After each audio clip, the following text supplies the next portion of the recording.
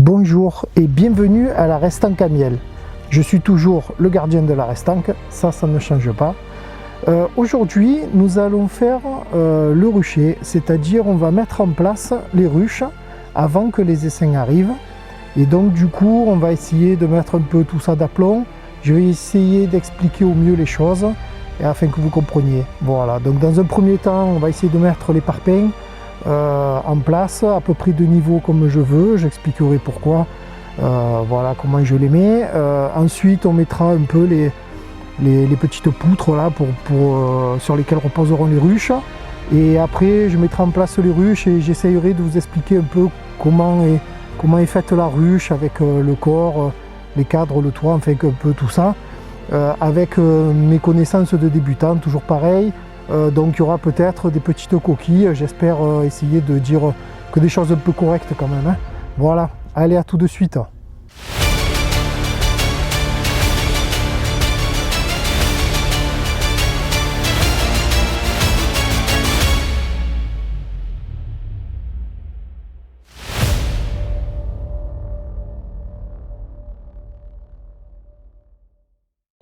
Alors nous voici maintenant à la mise en place du premier parpaing. Donc il est ici. Donc nous allons mettre en place le parpaing et vous allez voir, je vais mettre deux parpaings l'un sur l'autre, après espacés, et je vais mettre les poutres dessus afin que les ruches puissent se reposer dessus.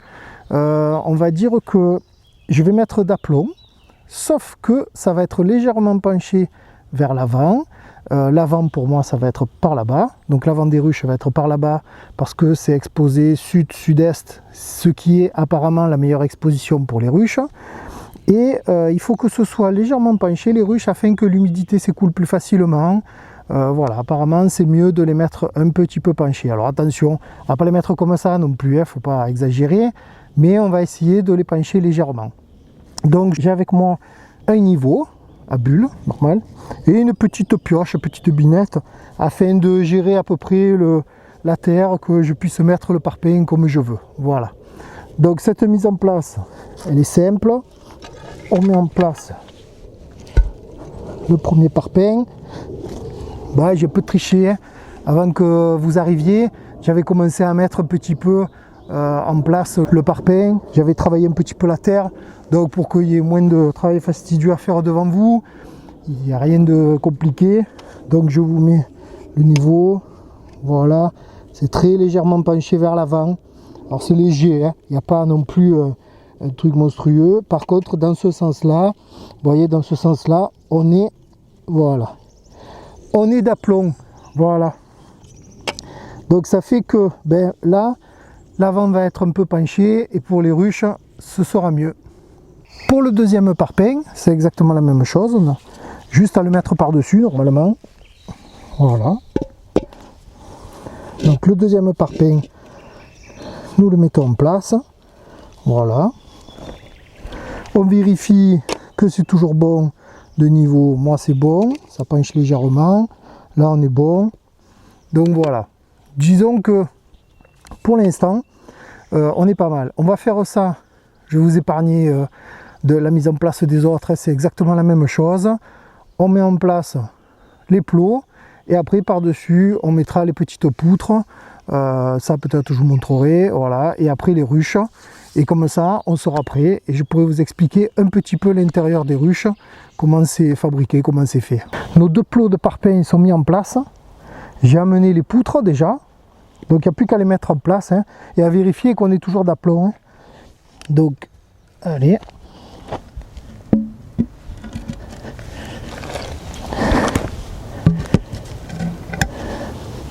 tout simplement on les met bien en place. Voilà, on vérifie l'aplomb. Donc là pareil, j'avais déjà regardé avant de mettre en route parce que j'allais pas faire les petits réglages. Donc les deux parpaings là, ça c'est d'aplomb déjà. Voilà, du coup là aussi, et là on a bien notre petite pente, exactement ce que nous voulions. Donc voilà, maintenant c'est en place, plus qu'à mettre les ruches. Donc les ruches sont en place, Elles sont de niveau, enfin elles sont dans le niveau que je veux, c'est-à-dire légèrement penchées vers l'avant. On va quand même contrôler ça. Voilà, c'est ça, elle penche légèrement vers l'avant. Bon, je ne sais pas trop si ça sert à quelque chose que je vous montre ça, parce que de toute façon, vous ne voyez pas la bulle du niveau. Mais croyez-moi sur parole. Et ici, c'est de niveau, donc on est bon.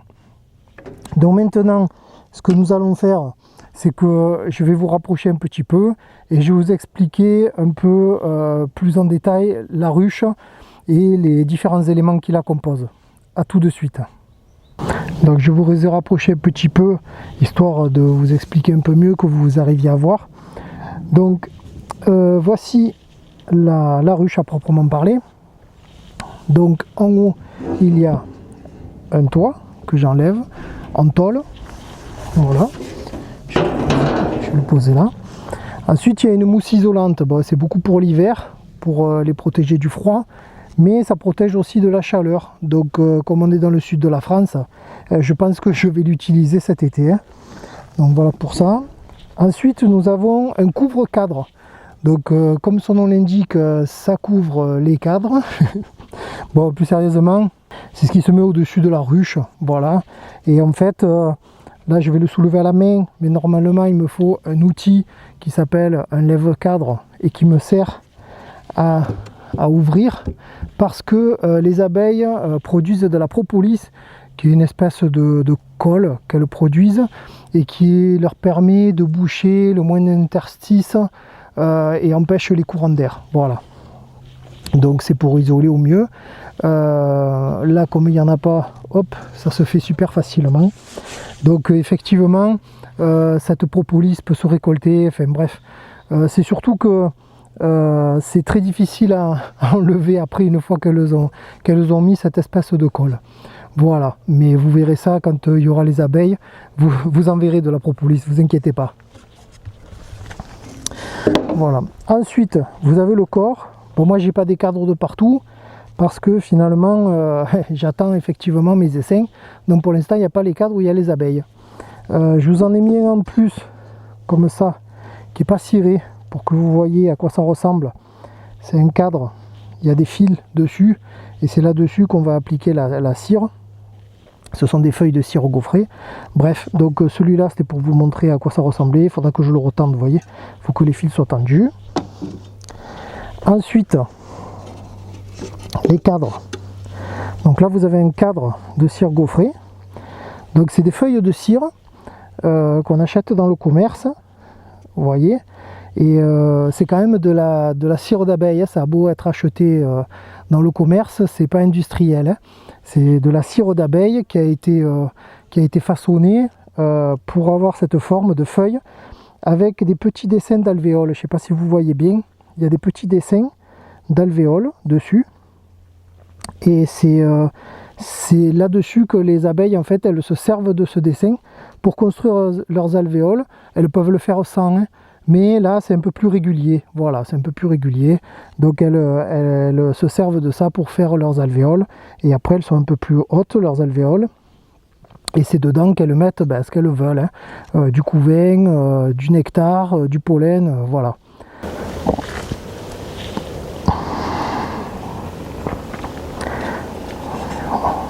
On les voit bien, les alvéoles là? Voilà, je crois qu'on les voit bien quand même, hein.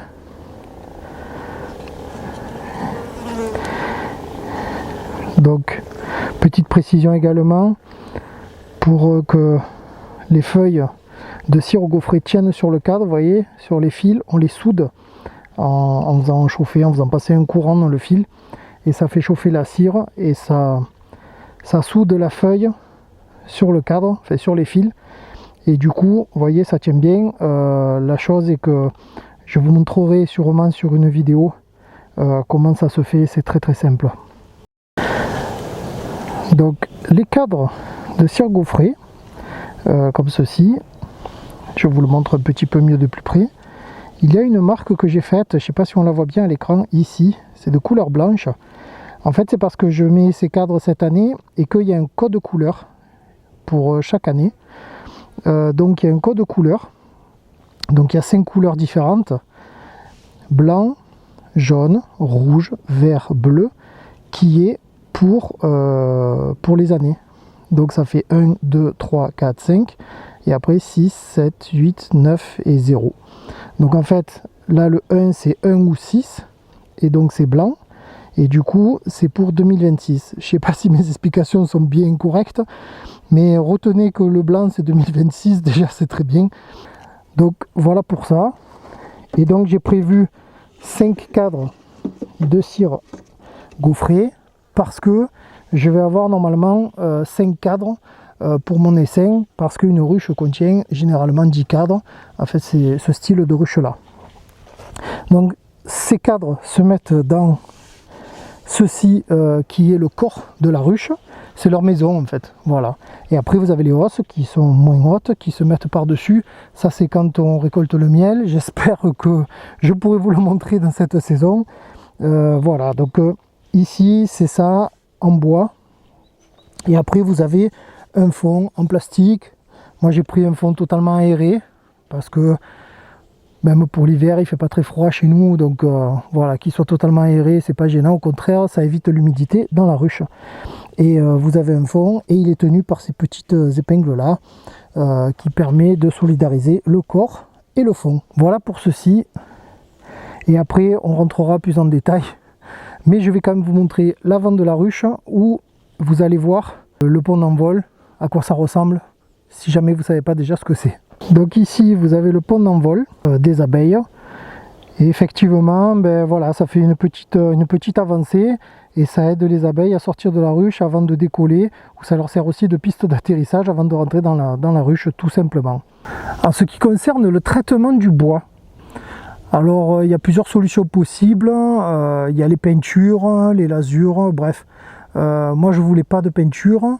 Je voulais garder un peu cet aspect bois. Du coup j'ai traité à l'huile de lin par trempage, donc j'ai pas passé au pinceau. J'ai vu ça sur YouTube, un youtubeur qui montrait ça. La solution m'a bien plu. J'ai pris un toit de ruche que j'ai retourné, mis à l'envers au sol. J'ai mis de l'huile de lin dedans. Et tout simplement, on fait tremper chaque face pendant de longues minutes pour que le bois s'imprègne bien de l'huile de lin. C'est un peu long, mais c'est très bien. Et le résultat me plaît beaucoup. Donc j'ai fait toutes les faces des deux ruches, je l'ai fait aussi pour les hausses, et j'ai fait 3 couches par face, c'est ce qui est déjà pas mal je pense, en espérant que ce soit efficace dans le temps, mais ça c'est l'avenir qui nous le dira. Et si vous avez remarqué, si vous n'avez pas remarqué, achetez-vous un labrador. J'ai fait des petits dessins de couleurs devant aussi, des formes géométriques, alors un triangle vert, un carré bleu. Ça c'est pour éviter ce qu'on appelle la dérive des abeilles. En fait il peut arriver que les abeilles en rentrant, quand il y a deux ruches assez proches l'une de l'autre, elles se trompent de ruche, ça peut arriver. Bon, du coup pour éviter ce phénomène, on fait ces formes géométriques colorées, mais je crois pas qu'il y ait d'études qui aient prouvé la réelle efficacité de ça. Peu importe, moi ça m'a fait plaisir de le faire. Du coup je trouve ça sympa, ça marche, tant mieux, ça fonctionne pas, tant pis, au moins c'est décoratif et puis c'est tout. Voilà pour ça, et si ça plaît aux gens, tant mieux, ils feront comme moi. Si ça vous plaît pas, tant pis, le faites pas. Voilà. Donc petite précision encore, j'ai mis des numéros derrière les ruches. Bon, pour l'instant j'ai que 1 et 2, je pense que je vais pas confondre les ruches de toute façon, mais c'est pour plus tard. J'espère augmenter mon cheptel et faire 3, 4, 5 et ainsi de suite. Donc voilà, c'est mon petit plaisir, que voulez-vous. Bon, plus sérieusement, maintenant il n'y a plus qu'à attendre l'arrivée des abeilles. J'attends le feu vert de l'apicultrice chez qui je prends les essaims, qui est en même temps la prof de mon rucher école. Donc comme ça, j'espère être prêt, du coup c'était la vidéo de présentation du rucher, où on a fait la mise en place. J'espère que toutes mes explications ont été quand même claires, que vous avez bien compris. De toute façon, si vous avez des questions, n'hésitez pas à me laisser un petit commentaire, j'essaierai d'y répondre du mieux que je peux. Et si vous n'avez pas de questions, n'hésitez pas à faire un petit commentaire, ça me fera plaisir aussi.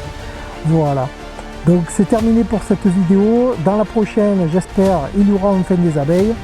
C'était le gardien de la Restanque. Prenez soin des abeilles et de vous.